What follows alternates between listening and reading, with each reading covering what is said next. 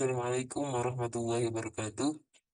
Perkenalkan nama saya Faris Muhyiddin. Di sini saya akan mempresentasikan tentang etika bisnis dalam pelanggaran etika bisnis. Langsung saja, seperti halnya yang telah di-share tentang kejadian Aqua vs Lem Mineral. Bahwa pelanggaran Aqua dan distributornya yaitu melakukan tindakan yang menghalangi pedagang retail untuk menjual produk lem mineral. Salah satu caranya adalah dengan menurunkan status pedagang dari Star Outlet menjadi wholesaler. Jika mereka menjual produk pesaing tersebut, tindakan dianggap melanggar pasal 15 ayat 3 huruf B dan pasal 19 huruf A dan B Undang-Undang Nomor 5 Tahun 1999. Sanksinya, sebagai akibat dari pelanggaran tersebut, KPPU menjatuhkan denda kepada PT Tirta Invest Pharma sebesar Rp13,84 miliar dan kepada PT Balina Agung Perkasa sebesar Rp6,29 miliar. Denda ini harus disetor ke kas negara sebagai bentuk pendapatan dari pelanggaran di bidang persaingan usaha. Dampak yang ditimbulkan yaitu Yayasan Lembaga Konsumen Indonesia menilai bahwa praktek monopoli yang dilakukan oleh Aqua lebih merugikan konsumen daripada produsen. Konsumen dirugikan karena berkurangnya pilihan produk di pasar dan kemungkinan harga yang tidak kompetitif akibat kurangnya persaingan. Nah, pelanggaran etika bisnis atau pelanggaran yang dilakukan oleh perusahaan Aqua yaitu ketidakadilan dalam persaingan atau unfair competition.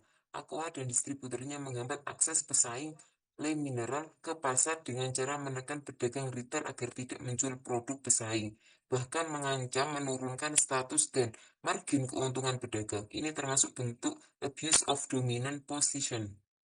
Selanjutnya ada manipulasi relasi bisnis. Tindakan menurunkan status Star Outlet menjadi wholesaler bagi pedagang yang menjual lem mineral merupakan bentuk intimidasi atau paksaan secara ekonomi yang tidak etis dalam hubungan bisnis.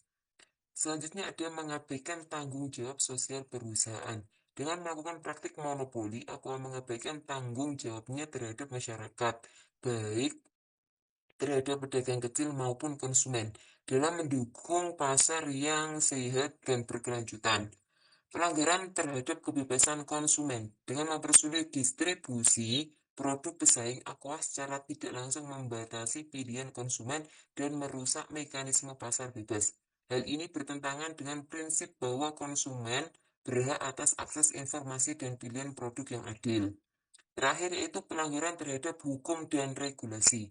Selain aspek moral, Aqua juga melanggar hukum positif yaitu Undang-Undang Nomor 5 Tahun 1999 tentang larangan praktek monopoli dan persaingan usaha tidak sehat.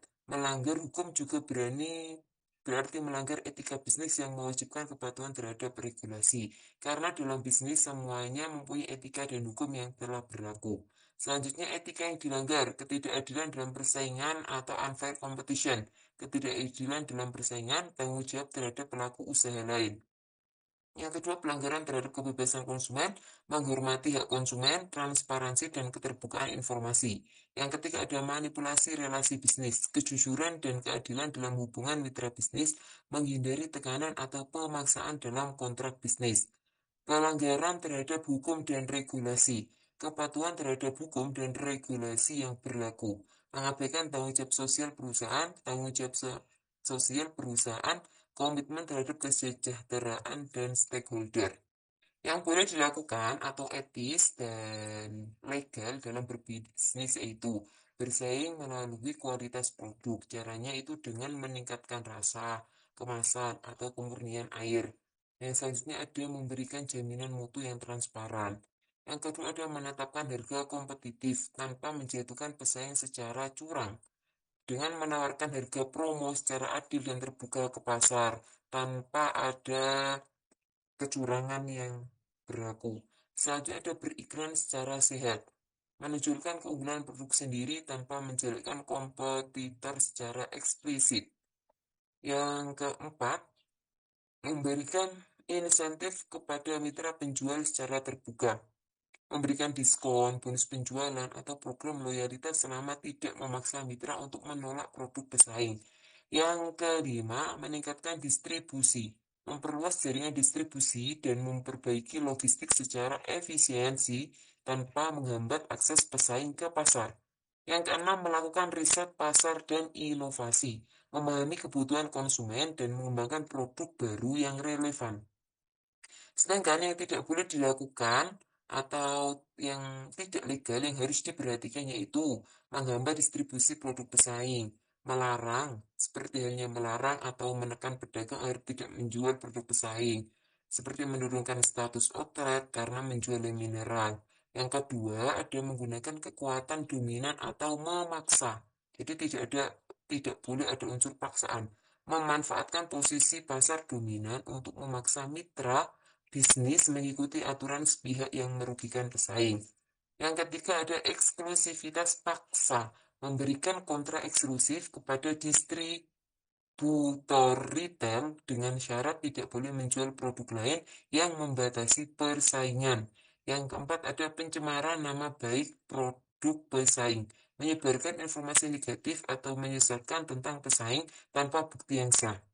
Yang kelima ada harga predator atau predatory pricing, menjual produk di bawah biaya produksi untuk menghancurkan pesaing kecil, lalu menaikkan harga kembali setelah pesaing keluar dari pasar. Ini merupakan kecurangan yang sangat nyata dan tidak boleh. Kolusi atau kartel harga, bersekongkol dengan pelaku usaha lain untuk mengatur harga dan membatasi persaingan pasar.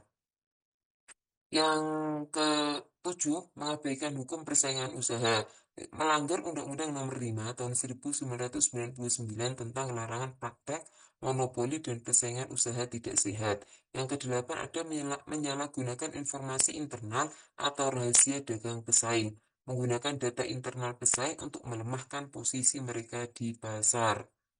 Nah, sedangkan prinsip umum etika bisnis yang harus ada, yaitu yang pertama, prinsip etika bisnis adalah pedoman pedoman moral dan nilai-nilai universal yang seharusnya dipegang dan setiap pelaku usaha agar kegiatan bisnis berjalan secara adil, bertanggung jawab, dan berkelanjutan.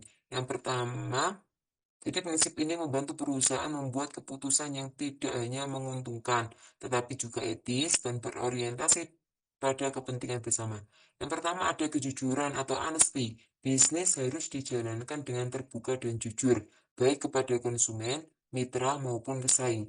Yang kedua, keadilan atau fairness. Setiap pihak yang terlibat dalam bisnis harus diperlakukan secara adil dan setara, tanpa diskriminasi atau manipulasi. Yang ketiga, tanggung jawab. Perusahaan harus bertanggung jawab atas keputusan dan dampak bisnisnya, baik secara sosial, ekonomi, maupun lingkungan. Yang keempat, ada integritas atau integrity, menjaga konsistensi antara nilai moral dan tindakan bisnis. Perusahaan harus menepati janji, berkomitmen, dan tidak korup.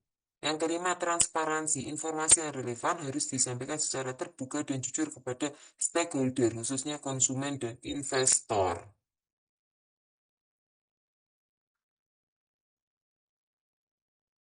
Demikian presentasi dari saya, kurang lebihnya mohon maaf yang sebesar-besarnya. Akhir kalam, wassalamualaikum warahmatullahi wabarakatuh.